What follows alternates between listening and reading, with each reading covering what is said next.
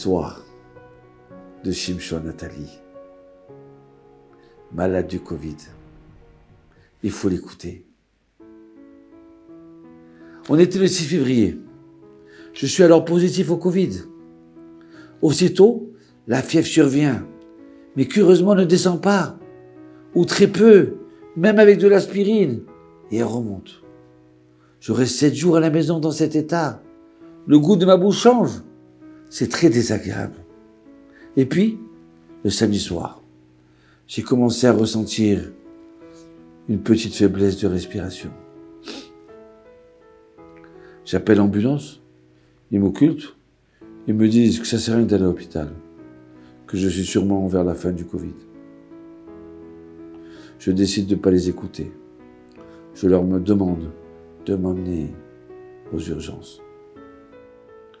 J'arrive dans une petite chambre. Là-bas, en moins d'1 heure, ils me font une prise de sang. Ils vérifient la saturation d'oxygène. Ils s'aperçoivent qu'elle est un peu basse, mais pas d'affolement. Ils sont vraiment aux petits soins. Puis ils me font une radio. Et là, tout se passe très vite. Les médecins urgentistes me disent rien sur l'état de mes poumons. Ils me disent juste que tout ira bien, Bezrat Hashem. Ils m'envoient dans la section du corona. J'arrive dans la chambre. À côté de moi, un malade très avancé. Il doit avoir à peu près mon âge, 45 ans. Je me pose des questions, mais pourquoi on est dans la même chambre? Et encore rapidement, on me dit que je dois faire un scanner. Et là, je comprends que ça ne va pas. Je me suis dit une chose. Au lieu de dire merci Hachem quand tout va bien, il faut essayer de dire quand ça ne va pas. Merci Hachem. Je ne m'affole pas. Je reviens du scanner. Et là, je commence à avoir des difficultés pour me lever. Et je me dis merci Hachem. Je suis tout seul et je pleure. Les médecins arrivent. Ils m'expliquent que mes 2 poumons sont touchés et qu'ils allaient me donner un traitement très fort. Je leur dis, vous pensez que je peux sortir rapidement? Je pensais à ma femme, à mes enfants. Ils ont besoin de moi.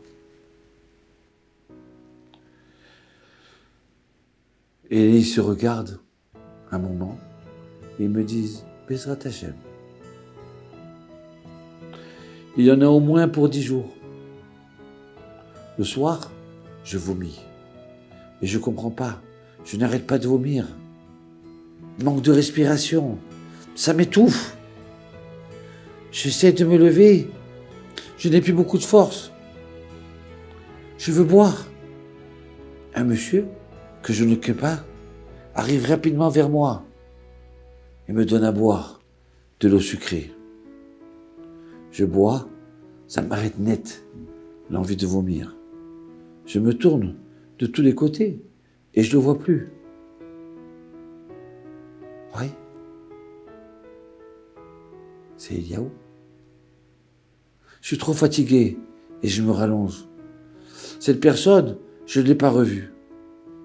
Le lendemain, j'essaie de me lever et je ne comprends pas. J'y arrive presque pas. Merci Hachem. Les jours passent et au 3e jour, il me change d'appareil. Et là, je vois que je suis à 75% d'oxygénation. Merci Hachem. Je ne peux plus me lever. Je ne peux plus respirer. Avec la bouche, lorsque je bâille, je pense que je vais mourir. Et je remercie Hachem. Je n'avais jamais autant remercié Hachem. Chaque jour, je remercie Hachem. Je reçois plein de messages de mes parents, de ma famille, de mes amis, me demandant comment je vais. Et je pleure encore. Parce que je n'ose pas leur dire que ça ne va pas à ce point-là. Ma femme, la tzadikette, vient tous les jours. Elle parle au médecin. On lui dit que ça ne va pas du tout. Que mon état est grave Mais le médecin lui demande surtout si on a des enfants. Ma femme comprend la question. C'est dur pour elle. Mais devant moi, elle est forte. Elle ne me parle pas de sa discussion avec eux. Elle dit que ça va prendre du temps, mais que ça va aller, Bezrat Hashem. Elle est positive. Elle me donne à manger, parce que je ne peux plus le faire. Merci Hachem. Il y a Fabrice qui vient tous les jours pour me faire rire, pour rester auprès de moi, parfois même très tard, le soir avec la combinaison. Il y a Akov qui fait tous les kévers des tzadikim pour ma refouach les mains. Franck qui demande à chaque personne qu'il rencontre des brachot pour moi. Des centaines et peut-être des milliers de personnes qui prient pour moi. Et le Rav Atali qui m'a écrit un parchemin. Merci Hachem. Et puis, il y a la famille du malade qui est à côté de moi. Ce sont des musulmans d'une grande gentillesse. Tu veux boire quelque chose? Tu veux du thé?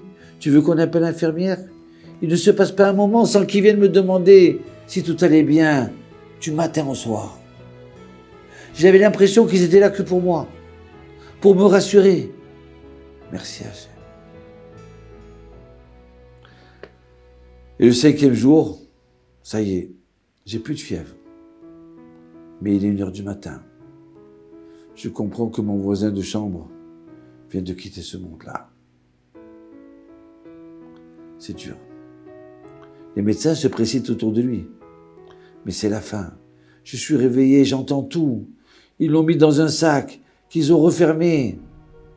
Ce 6e jour, je me sens un peu traumatisé par la disparition de mon voisin de chambre.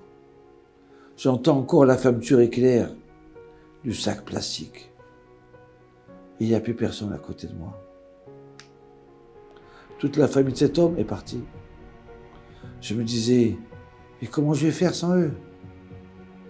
Merci Hachem. Aussitôt, un médecin arrive et me demanda de me lever. Et là, je me dis, mais oui, il avait dit 10 jours. Et là, enfin, je me lève. J'y arrive. C'est dur, parce que je n'ai plus vraiment d'équilibre. Mais je marche enfin. Merci Hachem. Le 10e jour, on y est. Je fais les 100 pas dans la Machlaka Corona. Je reprends goût à manger, à apprécier le goût. Les infirmières, qui me connaissent, sont super contentes de me voir marcher. Je suis impatient de sortir. On me dit oui, tu sors aujourd'hui. Baruch Hashem. Le médecin, que j'avais vu au début, me serre la main.